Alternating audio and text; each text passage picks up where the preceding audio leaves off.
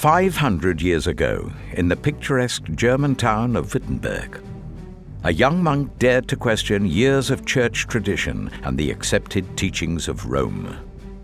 That monk, Martin Luther, nailed his provocative 95 Theses to the church door of Wittenberg. Luther inadvertently had triggered the greatest revolution in church history, the Reformation.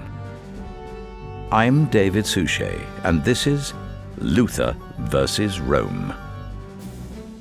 Let me share the extraordinary life of Martin Luther, how he triggered the Reformation, unified the German language, and set in motion a transforming movement that had implications not only in Germany in the 16th century, but justified King Henry VIII's decision to reject the authority of Rome and the Pope and establish the Church of England.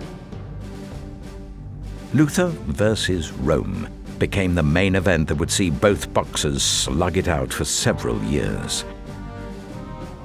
This was like a title fight billed in different weight divisions, the featherweight versus the heavyweight. A small-town German monk versus the might and power of Rome. Martin Luther was by no means a saint, but the great reformer lived a life full of passionate conviction. From the life-changing lightning strike as a young student to his deathbed, he put his faith deeply in his God. He was earnest in his convictions, even at the expense of his life. By 1521, Luther, that annoying German monk, had been excommunicated by the Pope, with Rome placing a bounty and death sentence on his head. Certainly not what a monk needs on his CV.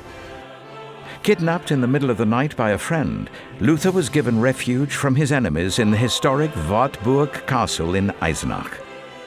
In just 11 weeks, Luther translated the New Testament into German.